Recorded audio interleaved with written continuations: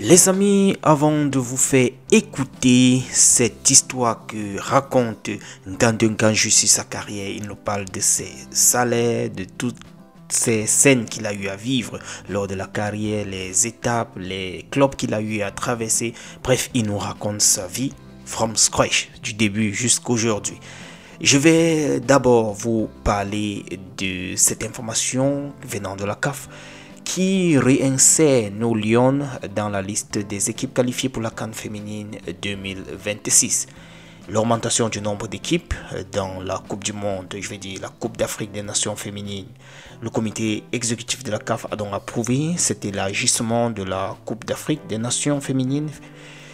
Là, on passe de 12 à 16 équipes à compter de la prochaine édition de 2026. Et étant donné donc que la qualification était terminée il y a cela quelques jours, je dirais plutôt comme ça, alors ils ont décidé de prendre sur la base du classement mondial féminin l'actuelle liste des équipes les mieux placées. Et là, nous tombons avec 4 équipes qui doivent donc insérer du moins intégrer la liste des qualifiés. Nous avons ici le Cameroun à la 66e place. Nous avons la Côte d'Ivoire 71e, le Mali 79e place et l'Égypte 95e place. Bref, je vous laisse écouter les amis cette histoire que nous raconte Ngandou Nganjou. Bonne écoute. Betis Liga, et après ça j'ai fait 6 mois. Après je suis allé faire les essais à Dortmund, le grand Dortmund BVB. Ce qui était bien, le coach voulait vraiment que je reste, mais ils avaient déjà un effectif complet pour la saison qui suivait. Il m'a donc demandé de rester dans l'équipe de 9e division là, mais je ne pouvais pas. Je lui ai dit que non, je ne peux pas. J'ai eu la chance de rencontrer un grand frère qu'on appelle François Cousson, qui est comme mon mentor, qui est comme mon papa aujourd'hui. Avec lui, je m'entraînais. Avec lui, il m'a fait des propositions. Avec lui, il a trouvé des gens qui m'ont accompagné. Je suis allé, j'ai fait des essais dans un club à Mannheim. C'était bien, mais le salaire ne passait pas. J'ai fait des essais aussi dans un à Karlsruhe, où ils étaient en 2e division à l'époque. Ils voulaient me prendre aussi, mais à l'équipe 2e, voilà. Mais le coach a été viré. J'ai fait des essais à Sandhausen. Ouais, c'était une équipe qui était en 2e division aussi. Non, ils étaient en 3e division. Mais l'année là, je crois qu'ils sont montés en 2e division. Donc j'ai fait des essais là-bas, c'était bien, on m'a recruté. J'ai commencé avec la réserve, j'ai joué avec la réserve. J'étais en 8e division, la réserve, 8e division, parce qu'on quittait de la Betis, on partait en Landesliga, voilà. Donc j'étais en 8e division l'année 2011 jusqu'à 2012. J'ai fait une année là-bas. Le salaire était pas mal, ça va, pour un étudiant. Et puis je partais à l'université, il faut le noter. Là-bas aussi, on s'entraînait 3 fois la semaine. On s'entraînait les mardis, les jeudis, les vendredis, en soirée. Mais les matins, j'allais à l'école, à l'université à Mannheim, pour ceux qui connaissent l'Allemagne. Donc, le matin, je vais à l'université et puis le soir, je vais aux entraînements. Quand il n'y a pas d'entraînement le soir, je vais en salle de muscu et tout, mais je m'entraînais comme un malade. J'ai fait une année là-bas. Après, je suis allé à... C'est où là? À Nuremberg, voilà. Après, j'ai eu la chance... mon coach que j'avais à Dortmund, en 9e division, il avait des relations et tout. Il a appris qu'à Nuremberg, on cherchait un joueur et tout dans mon profil. Il a appelé là-bas, il m'a proposé, je suis allé faire des essais là-bas. Dieu merci, ça s'est bien passé. Ils m'ont recruté à l'équipe réserve encore. Nuremberg était en 1e division Bundesliga. J'ai commencé, j'étais bien et tout se passait bien, mais malheureusement pour moi, je me suis blessé au genou. J'ai été opéré du genou. Ça m'a un peu freiné. Mais j'ai passé 2 ans là-bas, 2 bonnes années à Nuremberg. Je partais aussi à l'école, mais là-bas, c'était déjà quand même le top niveau. C'était plus le jonglage. Comme on dit chez les Bafons, on ne jongle pas. C'était plus le jonglage. Donc du coup... L'école, j'ai mis de côté. Ça commençait à être dur. J'allais, parce qu'on s'entraînait matin et soir, on s'entraînait tous les jours là-bas. C'était déjà semi-professionnel. J'allais à l'école, je partais plus à l'école, je m'entraînais tous les jours, matin, soir et tout dans l'année. Et puis,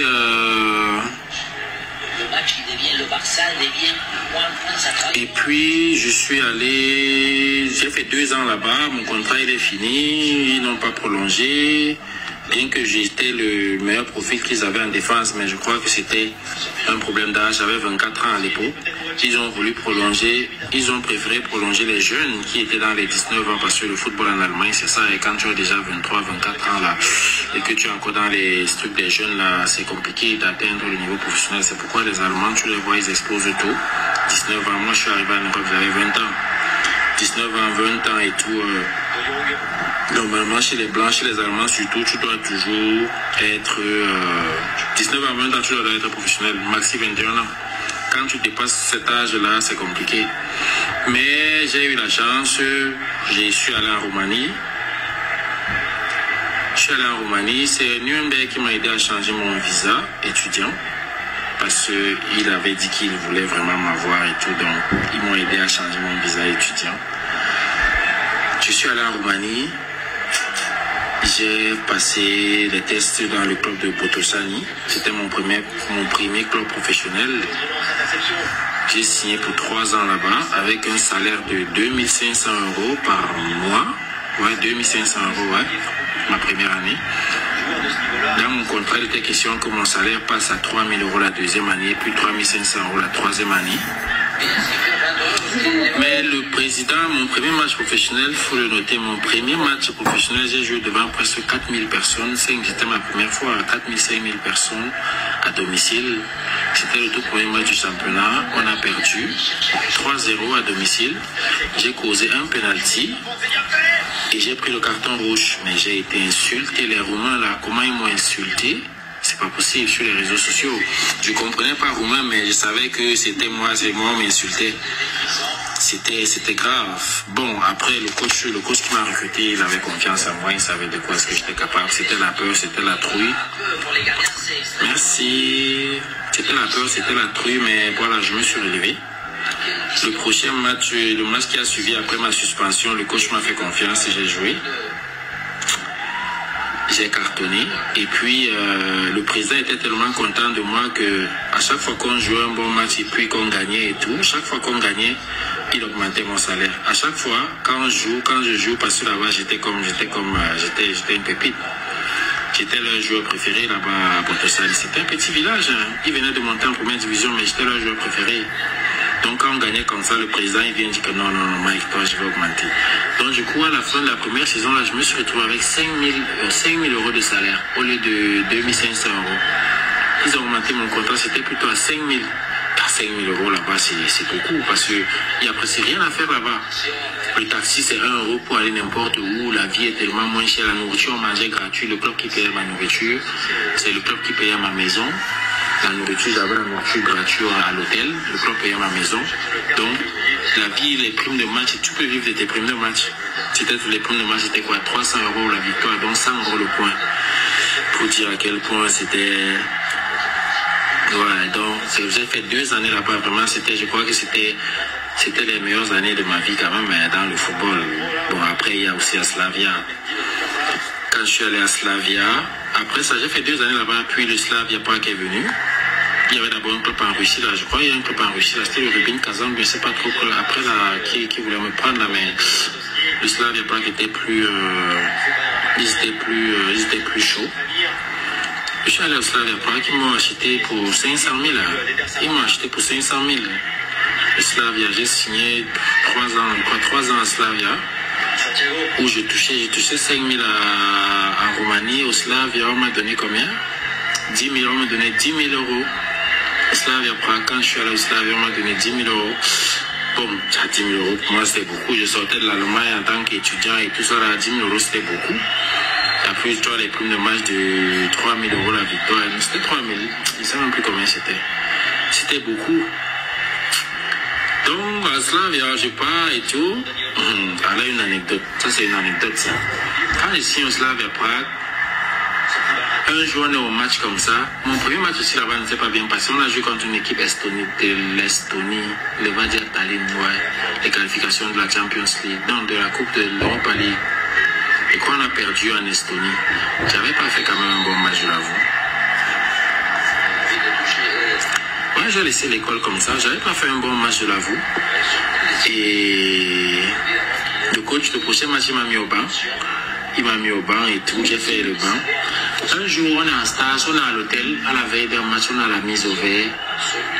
Je reçois l'appel de l'ancien coach de l'équipe nationale. Là, ça devait être en septembre, c'était en août. Oui, en septembre. Il m'appelle, il me dit, ouais, bonsoir, c'est Michael. Je dis, oui, c'est Michael.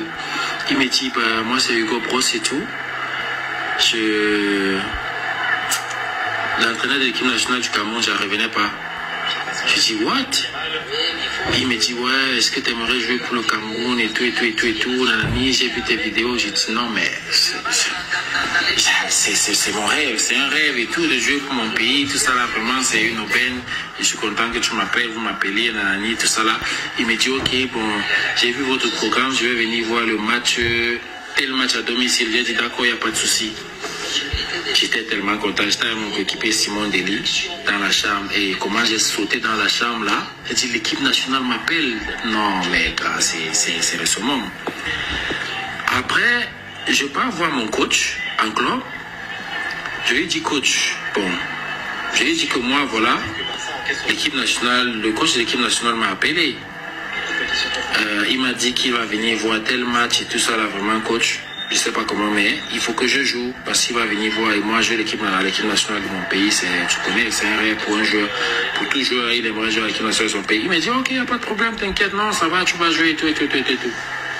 Car le jour du match, la veille, je lui ai dit encore, coach, c'est demain que le coach va venir. Parce que là, on ne sait pas, à la veille du match, tu ne sais pas qui va jouer, qui ne va pas jouer. Je lui ai dit, ouais, le coach va venir, c'est demain qu'il va venir et tout ça pour voir le match. Il m'a dit, ok, il n'y a pas de souci, tranquille. Man. Le jour du match, on fait la réunion vidéo. Il fait il donne l'équipe qui va commencer. Wallah, je ne suis pas dans les 11 entrants. Il me met au banc. Je dis quoi? Il te dit, il me met au banc, il ne me dit rien. Quelqu'un qui m'a dit que non, tu vas jouer, il me met au banc. J'ai dit, ok. Je resté là comme ça, j'étais dépassé, j'étais sidéré. Je ne lui ai pas parlé, je suis resté tranquille. Même pas. Donc, fais-moi. On a gagné, on menait même 3-0. Fais-moi entrer, même si c'est que je joue même 15 minutes, 20 minutes et tout. Le gars ne m'a même pas fait entrer. Wallahi billahi. Allah, je te jure. Il ne m'a même pas fait entrer. Merde. Je suis resté comme ça, j'ai regardé le plan là comme ça. Il dit que mais c'est toi qui m'as recruté dans l'équipe, c'est là. Je n'ai pas parlé, je suis resté tranquille, je suis rentré. Le lendemain. Je me souviens, j'arrive aux entraînements, je parle, je le salue tranquille. Je ne lui pose même pas la question, hein, parce que moi j'ai un silence qui peut te tuer. Je ne lui pose même pas la question de savoir pourquoi tu ne m'as pas fait jouer ou quoi que ce soit. Je suis resté tranquille. Après, il m'appelle dans son bureau, il me dit, c'est comment? Je lui dis non, ça va. Il me dit, ton coach là, il est finalement venu. Il est là, je l'ai ajouté. Mais je ne la vois pas là. Je lui envoie l'invitation, il ne prend pas. Attends, je vais lui envoyer l'invitation. Il me dit, c'est comment, ton coach là finalement il est venu ou pas? Je dis, je ne sais pas. Mais je savais parce qu'il m'a appelé après le match. Il m'a appelé après le match que maman, qu'est-ce qui s'est passé? Pourquoi ton coach ne t'a pas fait jouer? Je lui ai dit honnêtement que je ne sais pas. Pendant toute la semaine, depuis que je lui ai dit que vous devez venir voir le match, toute la semaine il a été bizarre avec moi et tout. Je ne sais pas, peut-être il a quelque chose et tout. Je ne sais pas pourquoi. Il me dit, ah ouais, ça va, c'est pas compliqué, c'est pas grave, j'ai vu tes vidéos et tout, et tout, et tout, ça va, sache que je vais t'appeler. J'ai dit, d'accord, merci. Je lui envoie l'invitation, il me voit pas, donc vraiment. J'ai dit, d'accord, merci, il n'y a pas de souci. Il me demande dans son bureau, qu'est-ce que le coach là finalement il est venu. J'ai dit que je ne sais pas s'il est venu ou pas, je ne sais pas. Après il me dit, ouais, t'inquiète, le prochain match tu vas jouer et tout, vraiment tu vas jouer dans la ligue. Il me donne par exemple pour lesquels il m'a mis au banc. Que le prochain match tu vas jouer tout ça. J'ai dit, ok, ça va. Il me dit, ouais, c'est tout. J'ai dit, ok, d'accord, je suis parti. C'est comme ça que le prochain match là, il me met au stade et tout, j'ai joué. Après, on m'appelle à l'équipe nationale. On devait jouer contre la Gambie et puis le Gabon. Je crois qu'on a joué la Gambie 2-0. On a gagné. Et puis le Gabon aussi, on a gagné, je crois, 1-0 à Limberg. C'était ma première sélection en septembre 2010. C'est comme ça que j'étais avec l'équipe nationale. Et moi, je savais que, bon, à l'équipe nationale, là, à l'époque, là, il y avait les boss là qui étaient là, les Aurélien, les Stéphane, les Henri Pedimo, les Nicolas Nkoulou et tout ça là. Si tu m'avais dit à l'époque là, parce que bon, je sais quand même que j'avais fait bonne sensation et on m'avait venu me souffler ça, que le coach a beaucoup apprécié et tout. Mais tu m'avais dit en 2016 là que tu allais partir à la CAN de janvier 2017, là, je te jure que j'aurais pas cru. J'aurais dit non, c'est faux. C'est ainsi que, après la CAN, le coach m'a appelé. Tranquille. Il m'a appelé. Bon, d'accord, c'est pas Messi. Donc, on est parti à la CAN. Moi, il partait aussi. Bon, je sais qu'on partait aussi. Est-ce que tu vas jouer, tu vas pas jouer ça seulement, je ne sais pas. C'est comme si TikTok dérange au Cameroun, là. Parce que Ngolais ne se connectait pas là. Oui, mais ça ne prend pas. Est-ce qu'elle a des abonnés? Elle n'a pas assez d'abonnés. Mais la maîtresse, tu n'as pas assez d'abonnés. C'est comme ça qu'à la CAN, il a fait ce qu'il a fait, ça s'est passé, ça s'est bien passé. On a joué avec TQ et tout, ça s'est bien passé. Mais voir qui met Nicolas Nkoulou dehors parce qu'on doit jouer. C'était un coach qui avait quand même les couilles. Hein. Lui, il n'aimait pas que ouais, c'est les noms, quoi que ce soit. Il dit il met au stade parce qu'il a eu les couilles de mettre Abouaka Vincent au banc pour mettre un type També, sans vouloir manquer de respect à També qui est aussi un très bon joueur et tout.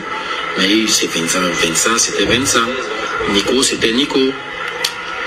Et du coup, tu vois, il met Nico au banc, il met Nkoulou au banc, il met les joueurs qui sortent de nulle part, là, parce que vraiment, l'équipe était composée à 80% des nouveaux. Il y avait Faï, il y avait moi, Mapuka, Jonathan Gwen, Arnaud Djoum, Siani. Les anciens là-bas, c'était Mukanjo, c'était Sali, c'était peut-être Clinton, Oyongo, Ondoa, Jadzoa, et c'est tout, hein. C'était les anciens, Nico, ouais, Nicolas Nkoulou, lui et Vincent, c'était tout. Mais l'équipe qui mettait au stade, c'était l'équipe composée à 80% des nouveaux.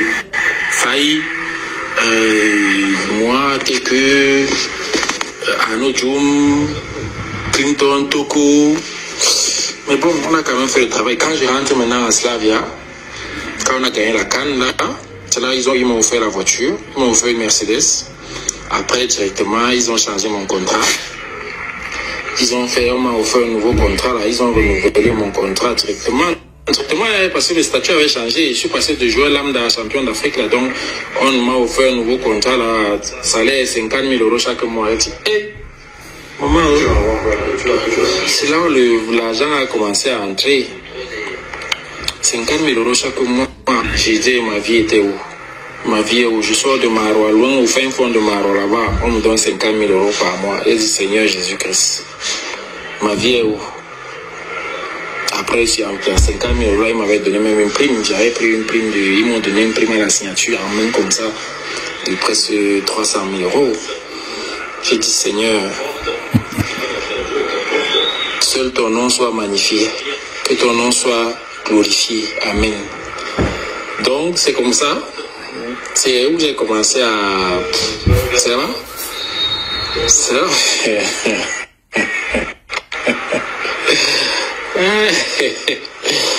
J'ai dit Amen. Samuel Penguin. J'ai dit Amen. Mais tu sors de 10 000 € comme ça. Quand ils disaient qu'ils vont modifier le contrat comme ça, avec mon agent, je voulais que bon, s'ils donnent même 20 000, on prend aussi. Hey, ils sont venus, ils ont proposé 50 000. J'ai dit pardon. Accepte.